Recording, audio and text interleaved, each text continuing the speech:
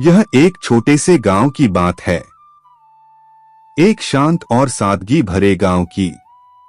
पर उसी गांव में रहते थे दो बहुत ही शरारती लड़के। उनका दिन तभी पूरा होता था जब तक वे किसी न किसी को परेशान न कर लें। बुजुर्ग हो या बच्चे, कोई भी उनकी शरारतों से बच नहीं पाता था। गांव वालों ने कई बार उन्हें समझाने की कोशिश की, डांटा, धमकाया, मगर वे अपनी हरकतों से बाज नहीं आए। दोनों लड़के पेड़ के नीचे बैठे हैं, तभी उनकी नजर एक बुजुर्ग व्यक्ति पर पड़ती है। बंगाट मुस्कुराते हुए, धीरे बोलते हुए, अरे देख, वो बूढ़े काका कितनी धीरे धीरे चल रहे हैं। बावला आंखें चमकाते हुए, चलो आज इनकी रफ्तार बढ़ा देते हैं। मेरे पास एक जबरदस्त योजना है। बंगाट उत्साहित होकर, क्या योजना है? जल्दी बता। बावला धीरे से फुसफुसाते हुए, देख, सड़क के किनारे जो गाय और बैल चर रहे हैं न, उन्हें डराकर काका की तरफ भगा देते हैं। योजना तैयार हो गई थी। एक लड़का सियार की तरह आवाज निकालकर जानवरों को डराएगा और दूसरा एक सफेद कपड़ा ओढ़कर उनकी ओर दौड़ेगा ताकि वे घबराकर भागें। बंगाट जंगल की ओर मुड़कर जोर से सियार जैसी आवाज निकालता है। आऊ! जानवर चौकन्ने हो जाते हैं, घबराकर इधर उधर देखने लगते हैं। बावला सफेद चादर ओढ़कर जानवरों की ओर दौड़ता है। डर के मारे सभी जानवर सड़क की ओर भागने लगे। और तभी एक बड़ा सा बैल बूढ़े व्यक्ति की ओर तेजी से दौड़ता है और टक्कर मारता है।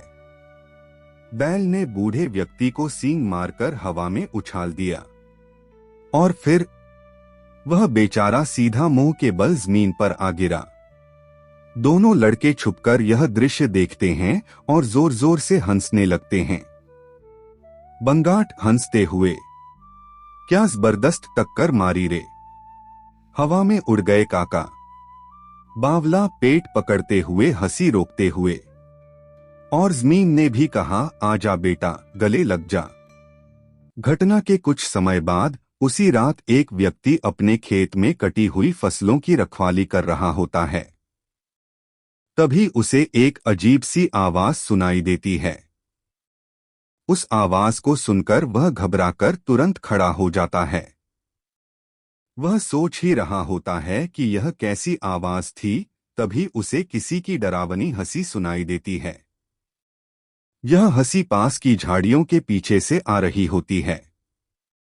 जब वह व्यक्ति पीछे मुड़कर देखता है तो उसकी आंखें फटी की फटी रह जाती हैं, क्योंकि हवा में उसे एक तैरता हुआ साया दिखाई देता है।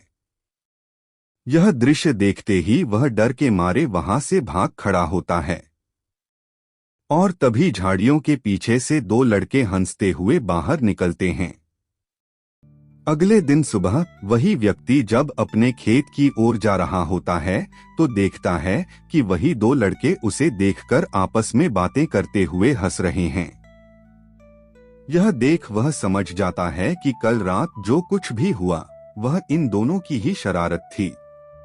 वह उन दोनों के पास जाकर उन्हें रात की पूरी घटना बताता है, जिस पर दोनों लड़के हंसते हुए कहते हैं, भूत वूत कुछ नहीं होता, हम तो ऐसी बातों से डरते नहीं, चाहे तो भूत को भी सबक सिखा सकते हैं।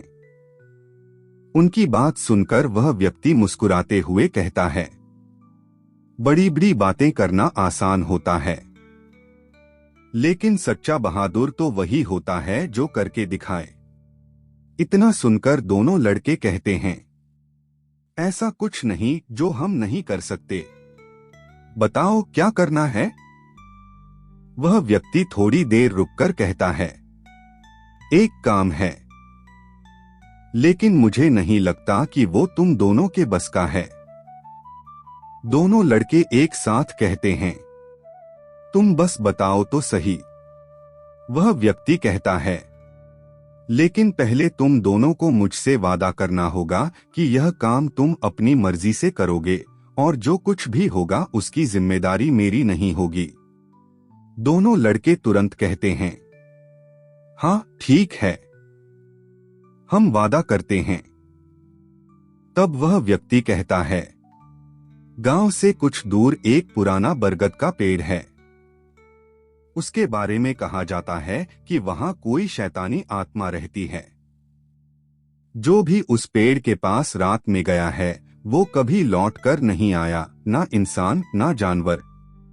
लोग मानते हैं उस पेड़ में कोई दानव रहता है जो लोगों को जिंदा खा जाता है। यह सब सुनकर दोनों लड़के अंदर से डर जाते हैं, लेकिन ऊपर से डर न दिखाते हुए कहते हैं, ये सब बकवास है, हम जरूर वहां जाएंगे।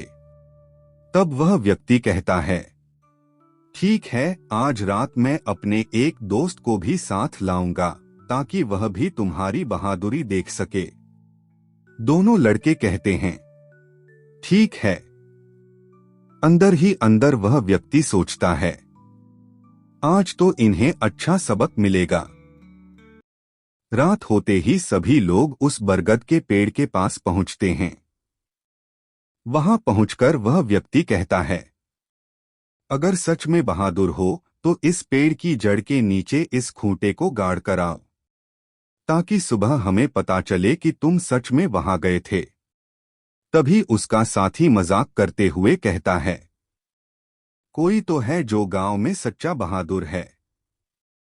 दूसरा लड़का ताना मारते हुए कहता है, अगर डर रहे हो तो अभी भी लौट सकते हो। लेकिन दोनों लड़के कहते हैं, डरता कौन है, तुम लोग यहीं रुको, हम अभी गए और आए। इतना कहकर वे दोनों चल पड़ते हैं। तभी एक और लड़का कहता है, अरे तुम दोनों साथ में जा रहे हो, इसमें क्या बहादुरी है? बहादुरी तो तब है जब अकेले जाओ। उस लड़के की बात सुनकर वो घबरा जाता है और मन ही मन ये सोचते हुए वहां से निकल पड़ता है। रास्ते में वो अपने आप को समझाने की कोशिश कर रहा था कि भूत वूत कुछ नहीं होते, लेकिन अगले ही पल अंधेरा रास्ता और जंगल उसके मन में डर भर देता है। आखिरकार डरते डरते वो उस पेड़ के पास पहुंच जाता है। वो पेड़ अंधेरे में ऐसा लग रहा था जैसे कोई शैतान चादर ओढ़े खड़ा हो। ये देखकर उसके मन के भीतर भय की लहर दौड़ जाती है। अब वो जल्दी से जल्दी उस पेड़ के नीचे खूंटा गाड़कर वहां से भाग जाना चाहता था। वो जल्दी जल्दी खूंटे को पेड़ के नीचे पड़े एक पत्थर से गाड़ने लगता है। इस दौरान उसे लगातार ऐसा महसूस हो रहा था कि कोई उसके पीछे खड़ा है। और तभी जैसे ही वो खूंटा गाड़कर भागने ही वाला होता है, उसे अचानक एहसास होता है कि किसी ने उसे पकड़ लिया है। तभी एक जोर की आवाज गूंज उठती है। ये आवाज सुनकर उसके दोस्त उसकी ओर दौड़ पड़ते हैं। जब वो वहां पहुंचते हैं तो देखते हैं कि वो वहीं बेहोश पड़ा है और उसके कपड़े का एक हिस्सा उसी पेड़ की जड़ में फंसा हुआ है।